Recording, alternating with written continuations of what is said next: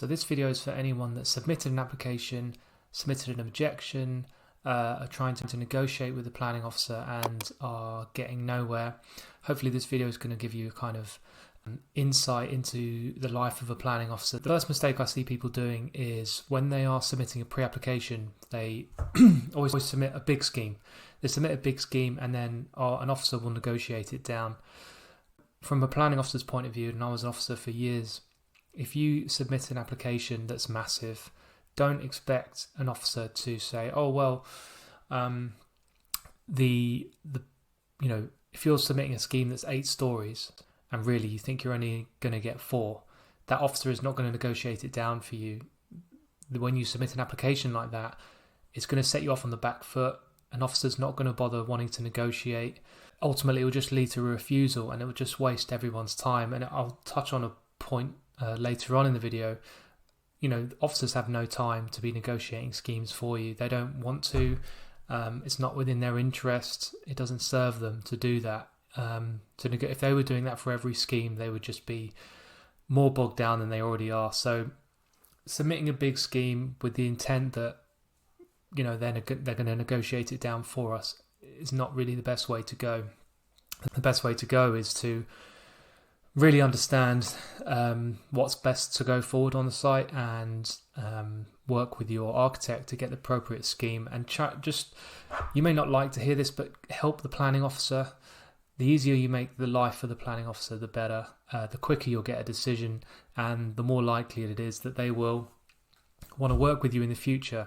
Because ultimately, if you are working, let's say you invest in a particular area, if you're going to be submitting a lot of applications in that area through your various investments, you're going to want to have a good working relationship with the local planning authority, and that works wonders. It really does. If you have a good relationship, they're much more likely to want to work with you, to respond to your emails, and it's just a good way to go. So that's the first thing I see people doing, and I think that's something you should really think about taking on board.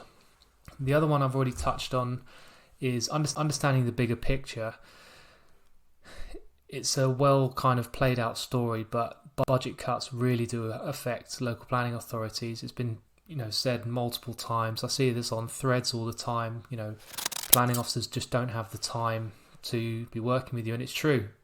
When I was working as a planning officer, I was nearly working on 100 cases, and I know that now is the norm. I was at that point, I remember thinking that I was nearly on the verge of a nervous breakdown. So if you think of a planning officer, if you have one application and you think, for a rear extension, just think that a planning officer has got 100 others of those if they're in a particularly busy authority.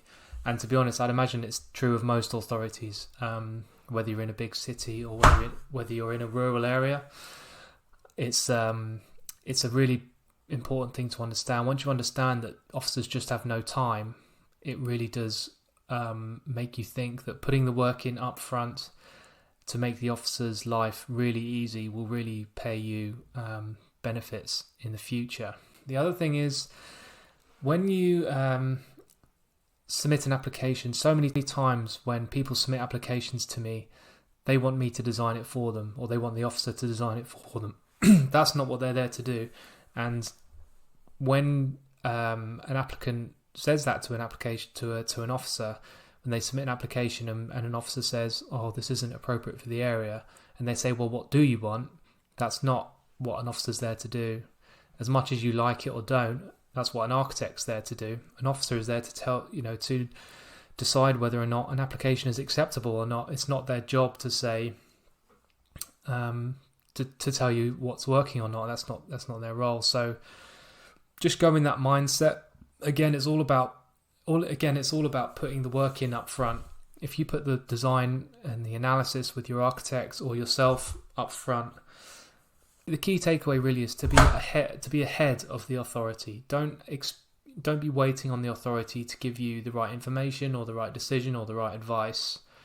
Everything you do up front, and in all the videos I'll have teaching you how to go about assessing the application or assessing a site properly or assessing a proposal, really does work wonders, rather than relying on the local planning authority. Because as I've said already, They've got no time. They don't want to. They're not going to design a scheme for you. It's not their job.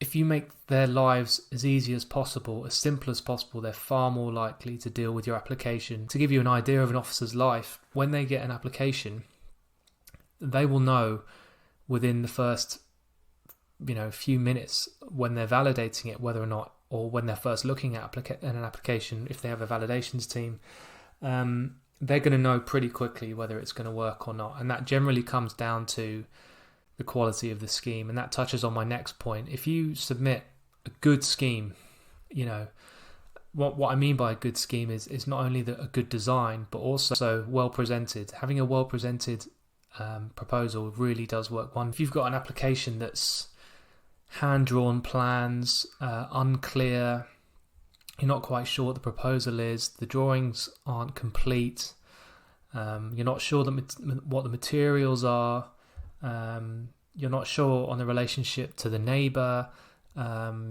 you're not sure if there's more to this scheme than meets the eye. Are we talking about just extensions here, or are we talking about more? So the more information and the clearer you present it to an officer is huge. Again, going back to when I was a planning officer, within the first few minutes, if you get a scheme that's hand drawn, your heart drops, because if you're going to ask for the amendments to a scheme, that's going to take a long time because the architect has to hand draw them. Immediately get an impression as to what the scheme is, how the application is going to play out from a planning officer's point of view, because that negotiations are going to be hard, and an officer just doesn't want to do that. They don't want to spend time toing and froing. Whilst it is their job, and it is their job to negotiate, more often than not they're overloaded. So again, I keep repeating it, but if you can make life for an officer as easy as possible, then you're onto a winner.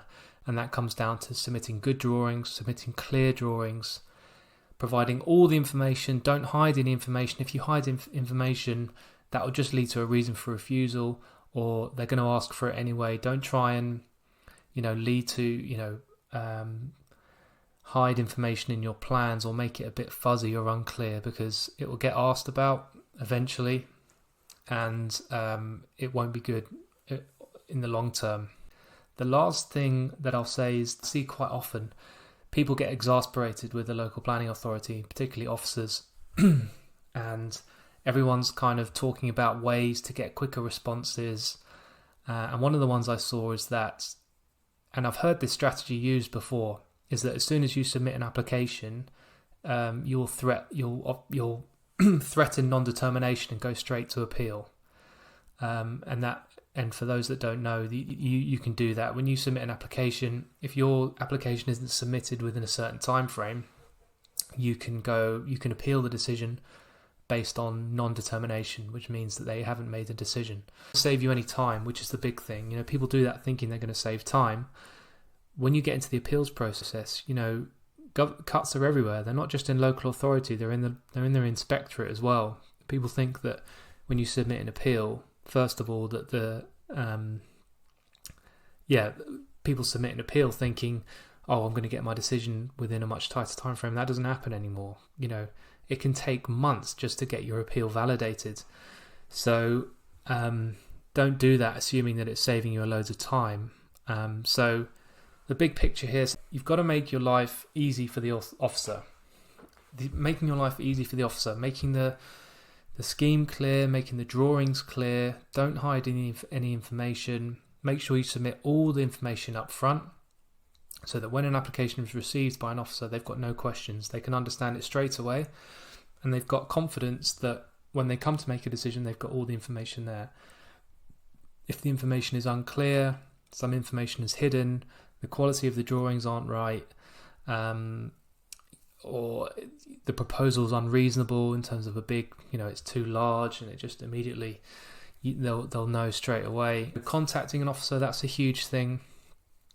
To be honest with you, that's a really hard one, because that's one of the things that really does vary. So you can do as much as you can in making sure that you can make your application as good as possible, but the one thing you can't control is how often an officer contacts you, and the best way to do that, really, I found in my shoes when I was officer, is if I was kind of reminded once a week after probably about 4 weeks into the application, because you can just assume that nothing's going to happen in the first month, to be honest, because they've got 100 other schemes that they need to get off their books before they even look at yours. So once a week I would send reminders, and then after that comes down to what type of officer you have. And I can do more videos on that, but essentially sometimes you're going to have a really keen officer, someone generally speaking who's young in their career, who's really eager to impress and really eager to do well. The thing about being a planning officer is that people don't realise that it's quite a thankless job. So you're getting threats like I've talked about here from the applicants. Don't forget that people are objecting. You might think that people are objecting against your scheme, but quite often that's directed towards the officer. They're getting pressure from their managers to determine on time. If they don't, their officers' stats are monitored all the time. Their quality is monitored. So if they're not making decisions on time, they're getting pressure from their managers. And ultimately the whole department is getting pressure from the government. So, it's a tough job for an officer. It really is. It's not really talked about much. We've talked about hundreds of applications some of them have. They're getting pressure from everywhere, and sometimes it's just hard to get back to you. So sometimes you'll have a really great officer who'll contact you all the time, and it'll be great. And that's where these differences come. But yeah, those are the huge takeaways. So don't forget to like, subscribe to the channel, and I'll see you on the next video.